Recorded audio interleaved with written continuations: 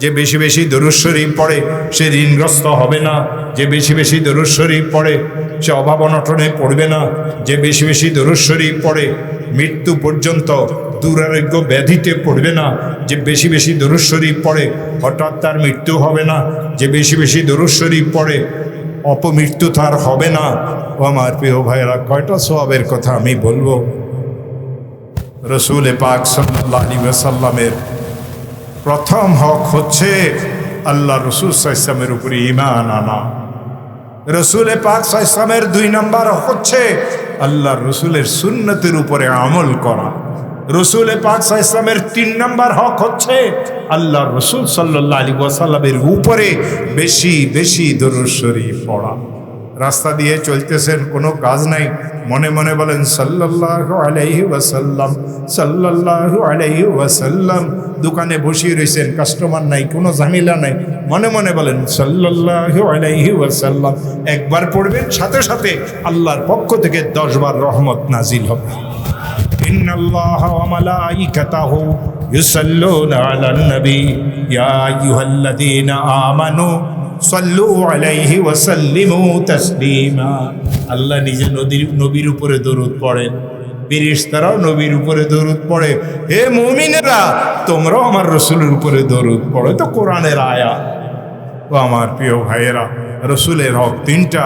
রসুলের উপরে ঈমান আনা, রসুলের সুন্নতের উপরে আমল করা, আর রসুল পাক সাল্লাল্লাহু আলাইহি ওয়াসাল্লামের উপরে বেশি বেশি দরুদ শরীফ পড়া। আমরা সবাই মুসাফির ছিলাম, আমরা রুহের জগতে কতদিন ছিলাম আমরা কেউ বলতে পারবো না। এক সময় আমাদের রুহের জগতের সফর শেষ হয়েছিল, এসেছিলাম আমরা মায়ের পেটে। নির্দিষ্ট সময় পর্যন্ত আমরা মায়ের পেটে ছিলাম। আবার মায়ের পেটের সফর শেষ হওয়ার পরে দুনিয়ার পেটে আসার আমাদের সময় হয়েছিল। দুনিয়ার পেটের আসার সময় যখন হয়েছিল, আমাদেরকে আমাদের দাদি নানি, খালা ফুফু, কোনো লেডি ডাক্তার, কোনো ধাত্রী মায়ের পেট থেকে বাহির করেন নাই। কোরআনে কারিমে আছে, মওলাই কারিম ইরশাদ করেন, আল্লাহু আখরাজাকুম মিন বুতুনি উম্মাহাতিকুম লা তা'লামুনা শাইআ। ও আমার বান্দারা, আমি আল্লাহই তোমাদেরকে তোমাদের মায়ের পেট থেকে বাহির করেছি এমন অবস্থাতে যে তোমরা কিছুই জানতে না। একটা জিনিস কেবল আমরা জানতাম, গরম লেগেছে কেঁদেছিলাম, শীত লেগেছে কেঁদেছিলাম, খিদা লেগেছে কেঁদেছিলাম, কষ্ট হচ্ছিল কেঁদেছিলাম, পিঁপড়া কামড় দিয়েছে কেঁদেছিলাম, পেশাব করেছি কেঁদেছিলাম, পায়খানা করেছি কেঁদেছিলাম। সমস্ত সমস্যার সমাধান আমরা সেই কাঁদার দ্বারা তখন হল করেছিলাম। অত্যন্ত দুঃখের সাথে বলতে হয়, এই দুনিয়ার পেটে আসার পরে আমরা যখন একটু বড় হয়ে গেলাম, যে এই জিনিসকে আমরা হারাই ফেলেছি, সেটা হইল আমরা কান্নাকাটিকে হারাই ফেলেছি। এমন কোনো নবী দুনিয়াতে আসেন নাই যেই নবী কান্নাকাটি করেন নাই। রাসূল করিম সাল্লাল্লাহু আলাইহি ওয়াসাল্লামের অবস্থা, সাহাবায়ে কেরামদের অবস্থা, তাবিন, তাবে তাবিনদের অবস্থা, আল্লাহর ওলিদের অবস্থা কোরআন এবং হাদিসে বিভিন্ন আল্লাহর ওলিদের জীবনীতে লিপিবদ্ধ আছে। রসুল করিম সাল্লাল্লাহু আলাইহি ওয়াসাল্লামের জীবনের অবস্থা তো এমন ছিল, কখনো কখনো আল্লাহ রসুল সাল্লাল্লাহু আলাইহি ওয়াসাল্লাম আমাদের জন্য এই পরিমাণ কেঁদেছিলেন যে একটা আয়াত কেবল পড়তে পড়তেই নামাজের মধ্যে সারা রাত্র আল্লাহ রসুল সাল্লাল্লাহু আলাইহি ওয়াসাল্লাম শেষ করে দিয়েছিলেন। কোরআনে কারিমে একটা আয়াতের উল্লেখ আছে, রসুল করিম সাল্লাল্লাহু আলাইহি ওয়াসাল্লাম নামাজে দাঁড়াইছেন, ইশারের পরে নফল নামাজে তাহাজ্জুদের শেষ মুহূর্ত পর্যন্ত সূরাতুল ফাতিহার পরে রসুল কেবল এই আয়াত তেলাওয়াত করিয়ে করিয়ে রাত্র শেষ করেছেন। ইন তুআযিবহুম ফাইন্নাহুম ইবাদুক, ইন তুআযিবহুম ফাইন্নাহুম ইবাদুক ওয়া ইন তাগফির লাহুম ফাইন্নাকা আনতাল আজিজুল হাকীম। ও আমার আল্লাহ, তুমি যদি তাদেরকে মাফ করিয়ে দাও, তারা তো তোমার বান্দা, তুমি সক্ষম তাদেরকে আযাব দেওয়ার। ইন তুআযিবহুম ফাইন্নাহুম ইবাদুক, বান্দাকে সাজা দেওয়ার অধিকার, গোলামকে সাজা দেওয়ার অধিকার মালিকের আছে, কিন্তু আমার মাওলা ইন তাগফির লাহুম, তুমি যদি আমার উম্মতকে মাফ করে দাও, তুমি যদি তাদেরকে ক্ষমা করে দাও, তুমি যদি গুনাহ খাতাকে মাফ করিয়ে তাদেরকে জান্নাতি বানাইয়ে দাও, মাওলা তোমার কোনো ক্ষতি হবে না। ফাইন্নাকা আনতাল আজিজুল হাকিম। সাহাবায়ে কেরামদের প্রশংসা করতে গিয়ে কোরআনে কারিমে আছে, সাহাবায়ে কেরামের অবস্থা কি ছিল জানেন? ইশারের পরে অল্পক্ষণ তারা বিশ্রাম করতেন, এরপরে তারা বিছনা থেকে উঠিয়ে যাইতেন। কোরআন সাক্ষী দেয়, তাতাজাফা জুনুবুহুম আনিল মাওয়াজি' ইয়াদউনা রাব্বাহুম খাওফান ওয়া তামআ ওয়া বিল আসহারি হুম ইস্তাগফিরুন। রাত্র একটু গভীর যখন হইতো, সাহাবাদের পিঠ সমূহ বিছানা থেকে আলাদা হয়ে যেত। সাহাবায়ে কেরাম মওলাই করিমের দরবারে দাঁড়াই যেতেন। তাতাজাফা জুনুবুহুম আনিল মাওয়াজি' ইয়াদউনা রাব্বাহুম খাওফান ওয়া তামআ।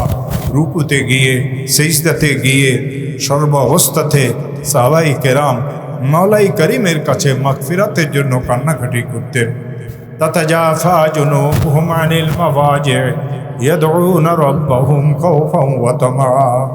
মওলাই করিমকে ডাকতেন, মওলাই করিমের কাছে এই কথা বলতেন, ও আমার মাওলা, আমরা জান্নাতে যাওয়ার উপযুক্ত না। আই আল্লাহ, তুমি যদি জান্নাত দাও তোমার কোনো ক্ষতি হবে না। আই আল্লাহ, জাহান্নামে গেলে আমরা সহ্য করতে পারবো না।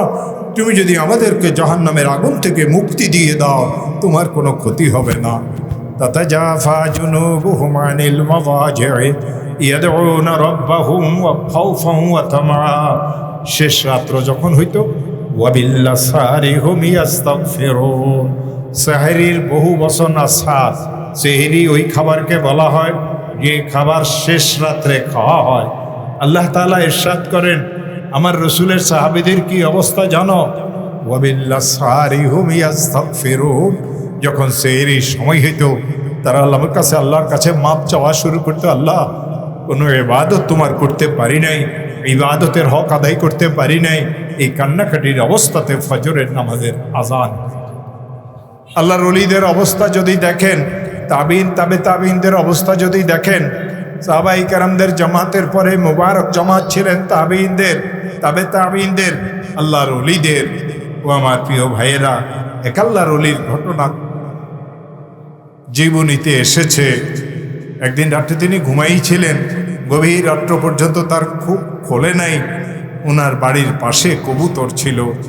শেষ রাত্রে কবুতররা খেয়াল করবেন, একটা নিজেদের শব্দ দিয়ে তারা যেন মওলাই করিমের জিকির করে। আমরা তো মনে করি কবুতর বাঘবাকুমের আওয়াজ দিচ্ছে, আমার আল্লাহ কিন্তু উল্টা কথা বলেছেন। আমার আল্লাহ কি বলেন জানেন? ওয়াইন মিন শাইইন ইল্লা ইউসাব্বিহু বিহামদিহি ওয়ালাকিন লা তাফকাহুনা তাসবিহাহুম। আমি এমন কোন জিনিস সৃষ্টি করি নাই যে আমি মাওলার জিকির করে না। কবুতর জিকির করে, পশু পাখি জিকির করে, ঘাস তরু লতা পর্যন্ত মাওলার জিকির করে। আর একটা গাছের পাতাও তো মাওলার ইলম ছাড়া পড়ে না। মওলাই করিম ইরশাদ করেন, ওয়ামা তাসকুতু মিন ওয়ারাকাতিন ইল্লা ইয়ালামুহুল্লাহ। ও আমার বান্দারা, তোমরা এই ধারণা করিও না গাছের যে পাতা নিচে পড়ে আমি জানি না। একটা গাছের পাতাও যদি নিচে পড়ে, সেই সম্পর্ক আমি আল্লাহ অবগত আছি। গহীন সাগর থেকে মাছ উপরের দিকে আসে, স্রোতের উল্টা দিকে, অল্প পানিতে আসে। এখানে আসি মাছেরা ডিম ছাড়ে। পানির ঘর্ষণে ডিমগুলি ছোট ছোট ফোনাতে পরিণত হয়। যার যেই দিকে যাওয়ার সে সেই দিকে ভাসিয়ে যায়। এই ফোনা কখন হইল, কতদিন থেকে এই ফোনা বড় হইতে রইল।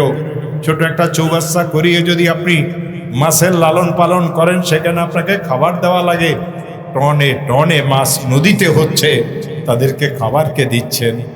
ওয়াইন মিন শাইইন ইল্লা ইউসাব্বিহু বিহামদিহি ওয়ালাকিন লা তাফকাহুনা তাসবিহাহু। ও আমার বান্দারা, তোমরা তো তাদের তসবিহ বুঝো না। তোমরা এই কথা মনে করো তারা কিচির মিচির করতেছে। ওই কিচির মিচিরের মধ্যেই আমি মাওলার জিকির আছি। ও আমার প্রিয় ভাইয়েরা, রসুল করিম সাল্লাল্লাহু আলাইহি ওয়াসাল্লাম একবার মসজিদে নববীতে বসা ছিলেন। রসুল করিম সাল্লামের সামনে উপস্থিত সাহাবারা ছিল। রসুল সাহাবাদেরকে ছোট্ট একটা নসিহত করলেন। আল্লাহ রসুল বললেন, ও আমার সাহাবীরা, দিন কাকে বলে জানো? قال رسول الله صلى الله عليه وسلم الدين النصيحة। দিন বলে খায়ের খাহি করাকে। সাহাবাই কেরাম চিন্তা করলেন কার সাথে খায়ের কাহি করার নাম দিই। সাহাবার আল্লাহ রসুলকে প্রশ্ন করলেন, ক্বালু লিমান ইয়া রাসূলুল্লাহ, আল্লাহ রসুল কার সাথে খায়ের কাহি করার নাম দিন। রসুল কয়েকটা কথা বললেন, ক্বালা লিল্লাহি ওয়া লিকিতাবিহি ওয়া লিরাসূলিহি ওয়া লিআইম্মাতিল মুসলিমিনা ওয়া আম্মাতিহিম। রসুল বুঝাই দিলেন দিন কাকে বলে, ইসলাম কাকে বলে। পাঁচটা কথা রসুল বললেন। এই পাঁচ কথা যদি আপনার কাছে থাকে, আপনি রসুলের খাঁটি উম্মত। কোনো একটা যদি কম থাকে, ওই পরিমাণ ইসলাম আপনার কাছে কম আছে, ওই পরিমাণ দিন আপনার কাছে কম আছে। রসুল করিম সাল্লাল্লাহু আলাইহি ওয়াসাল্লাম ইরশাদ করলেন, ক্বালা লিল্লাহ, আল্লাহর সাথে খায়ের খাহি করার নাম দিন। আপনি আল্লাহর কি উপকার করবেন? আপনি আল্লাহর কি খায়ের খাহি করবেন? আপনার সৃষ্টি তিনি করেছেন, আপনার রিজিকের মালিকও তিনি, হায়াতের মালিকও তিনি, মৌতের মালিকও তিনি, শান্তির মালিকও তিনি, আপনাকে অসুস্থতা থেকে সুস্থতা দানকারীও তিনি। সব কিছুর একক মালিক আল্লাহ। আল্লাহর এই মালিকত্বের মধ্যে কারো কোনো রকমের শরিক নেই। তবে আপনি কিভাবে আল্লাহর উপকার আর খায়ের খাহি করবেন? মুহাদ্দিসিন লিখেছেন, আল্লাহর সাথে খায়ের খাহি করা মানে আল্লাহর হককে আদায় করা। ও আমার প্রিয় ভাইয়েরা, আল্লাহর হক তিনটা, আল্লাহর হক তিনটা, আল্লাহর হক তিনটা। আল্লাহ তাআলার প্রথম হক শিরিকবিহীন ঈমান, আল্লাহ তাআলার প্রথম হক। আল্লাহর সাথে কোনো বাবা শরিক নাই, আল্লাহর সাথে কোনো পীর ফকির শরিক নাই। আল্লাহ আল্লাহ, আল্লাহর উলুহিয়তের মধ্যে কারো কোনো রকমের শরিক নাই। আল্লাহ তাআলা কোরআনে কারিমে এই কথা আমাদেরকে অন্য আঙ্গিকে বুঝাইছেন, ওয়াকাদা রাব্বুকা আল্লা তা'বুদু ইল্লা ইয়্যাহু ওয়া বিল ওয়ালিদাইনি ইহসানা। ও মুহাম্মদ সাল্লাল্লাহু আলাইহি ওয়াসাল্লাম, তোমার রবের পক্ষ থেকে এটা ফয়সালাকৃত, আল্লাহ ছাড়া কারো না ইবাদত করা যাবে না, আল্লাহ ছাড়া কাউকে রুকু সিজদা করা যাবে না, আল্লাহ ছাড়া কারো নামে মান্নত মানুষী করা যাবে না, আল্লাহ ছাড়া কারো নামে কসম করা যাবে না। ওয়ামান আশরাকা বিগাইরিল্লাহ ফাকাদ আশরাকা বিল্লাহ। কেউ যদি আল্লাহ ছাড়া কারো নামে কসম করলো, মহিলাদের এই অভ্যাস আছে, আমার ছেলের কসম, কুরআন শরীফের কসম, কাবা শরীফের কসম। ইসলাম ধর্মে এই ধরনের কসমের অনুমতি নাই। আল্লাহ রসুল বলেন, ওয়ামান আকসামা বিগাইরিল্লাহ, যে আল্লাহ ছাড়া কারো নামে কসম করল, ফাকাদ আশরাকা বিল্লাহ, সে আল্লাহর সাথে শিরিকের গুনাহ করল। ও আমার প্রিয় ভাইয়েরা, রসুল সাল্লাল্লাহু আলাইহি ওয়াসাল্লাম বললেন, আল্লাহর সাথে খায়ের খাহি করা, আল্লাহর হক তিনটা। শিরিকবিহীন ঈমান আল্লাহর প্রথম হক, আল্লাহর হুকুমগুলিকে মানা আল্লাহর 2 নম্বর হক। মাওলাই করিমের বেশি বেশি জিকির করা, এটা মাওলাই করিমের 3 নম্বর হক। আজ অনেক লেসকাটা মৌলবি পাওয়া যায় যারা জিকিরের বিরুদ্ধে ওয়াজ করে। আমার প্রিয় ভাইরা, আমার আল্লাহ তো জিকিরের পক্ষে ওয়াজ করছেন, ওয়াজকুর ইসমা রাব্বিকা ওয়া তাবাত্তাল ইলাইহি তাবতীলা, রাব্বুল মাশরিকি ওয়াল মাগরিবি লা ইলাহা ইল্লা হুয়া ফাত্তাখিযহু ওয়াকিলা ওয়াসবির আলা মা ইয়াকুলুনা ওয়াহজুরহুম হাজরান জামিলা ওয়াযারনি ওয়াল মুকাযযিবিনা উলিন নি'মাতি ওয়ামাহহিলহুম কলিলা। এই আয়াতের ব্যাখ্যা বলার সময় আমার কাছে নাই। এই আয়াতে আল্লাহ তাআলা জনাবে রাসূলুল্লাহ সাল্লাল্লাহু আলাইহি ওয়াসাল্লামকে কিতাব করিয়ে সরাসরি ইরশাদ করতেছেন, ও আমার রাসূল, আপনি আপনার মাওলার জিকির করেন। এই রাসূলও বলছেন তোমরা আল্লাহর জিকির করিবা। মসজিদে ঢুকার জিকির তো রসুলেই শিখাইছেন, মসজিদ থেকে বাইরে হওয়ার জিকির তো রসুলেই শিখাইছেন, খানা খাওয়ার জিকির তো রসুলেই শিখাইছেন, খানা খাওয়ার শেষের জিকির তো রসুলেই শিখাইছেন। যেই কোনো ইবাদত বন্দেগীর শুরু এবং শেষে আল্লাহ রসুল আমাদেরকে জিকির শিখাইছেন। এগুলিকে আজকার বলা হয়। যে দোয়াগুলি আমরা পড়ি, আমরা বলি দোয়া, আরবিতে এগুলি বলে আজকার। ও আমার প্রিয় ভাইয়েরা, আল্লাহ তাআলার বেশি বেশি জিকির করা। কোরআনে কারিমে আছে, আল্লাহ তাআলা ইরশাদ করেছেন, ও আমার রসুল, আপনি আপনার আল্লাহর বেশি বেশি জিকির করেন। জিকিরের কোনো সীমা নাই। নামাজের একটা সীমা আছে, রোজার একটা সীমা আছে। কেউ যদি রোজা ভালো কাজ 31টা রাখুন, কেউ যদি হজ ভালো কাজ 3 দিন আরাফাতের ময়দানে থাকুন, কেউ যদি বলে রোজা ভালো কাজ 32 দিন রোজা থাকুন, কেউ যদি বলে জুমার নামাজ ভালো কাজ 2 বার জুমার নামাজ পড়ুন, কোনো সওয়াব নাই। কিন্তু জিকিরের জন্য কোনো সীমা আল্লাহ নির্ধারণ করেন নাই। মওলাই করিম জানাই দিয়েছেন, ও আমার বান্দারা আমার বেশি বেশি জিকির করো, যার যতটুকু তৌফিক আছে সে ততটুকু জিকির করো। এরপরে আল্লাহ রসুল বললেন ওয়ালি কিতাবিহি, আল্লাহর কোরআনের সাথে খায়ের খাহি করা। আপনি কোরআনের কি খায়ের খাহি করবেন? আপনি একটা আয়াত পড়লেন, প্রত্যেক অক্ষরের বদলে আল্লাহ আপনাকে 10টা নেকি দিবেন। সারা দুনিয়ার মুসলমান যদি কোরআন শরীফের তেলাওয়াত বন্ধ করিয়ে দেয়, কোরআন শরীফের কি কোনো গুনাহ হবে? ও আমার প্রিয় ভাইয়েরা, আল্লাহ রসুল সাল্লাল্লাহু আলাইহি ওয়াসাল্লাম বলেন ওই কিতাবিহি, আল্লাহর কিতাবের সাথে খায়ের খাহি করা।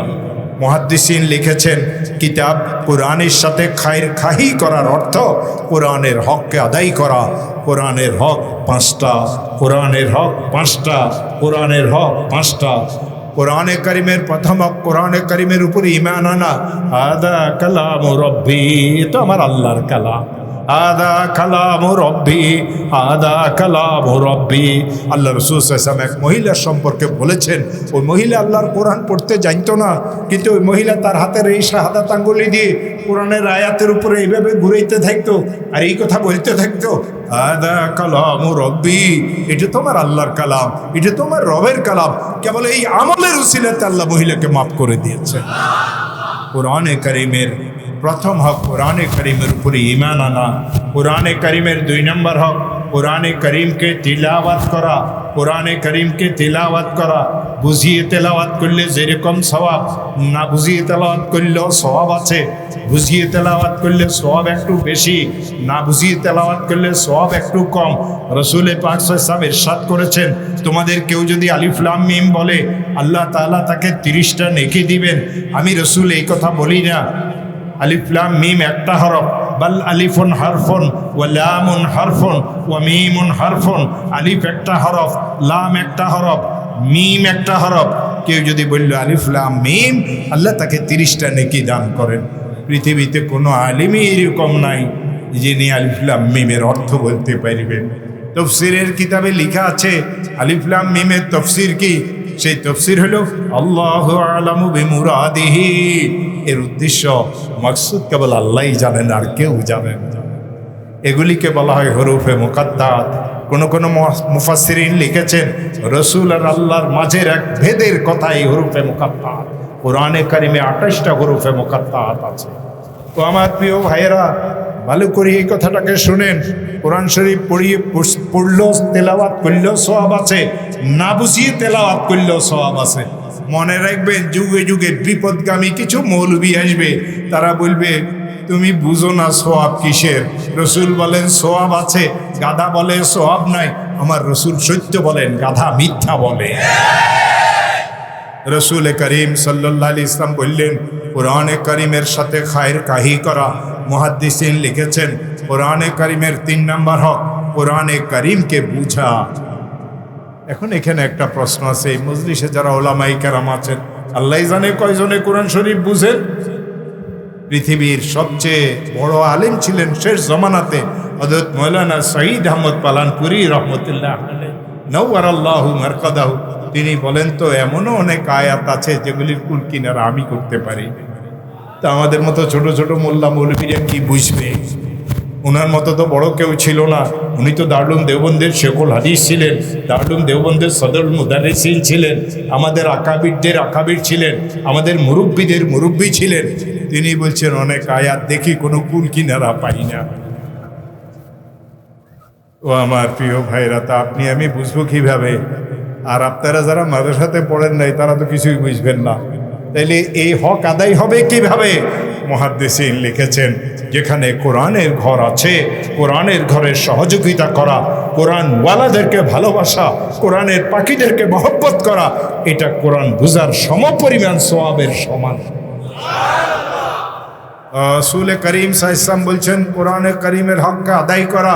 কোরআনে করিমের 4 নম্বর হক কোরআনে করিমের উপরে আমল করা। এটা কোরআনের সবচেয়ে বড় হক। রাসূল করিম সাল্লাল্লাহু আলাইহি ওয়াসাল্লাম বলছেন কোরআনের হককে আদায় করার কথা। মুহাদ্দিসিন লিখেছেন কোরআনে করিমের 5 নম্বর হক আল্লাহর কোরআনকে মুসলমানদের ঘরে ঘরে পৌঁছাইয়ে দেওয়া।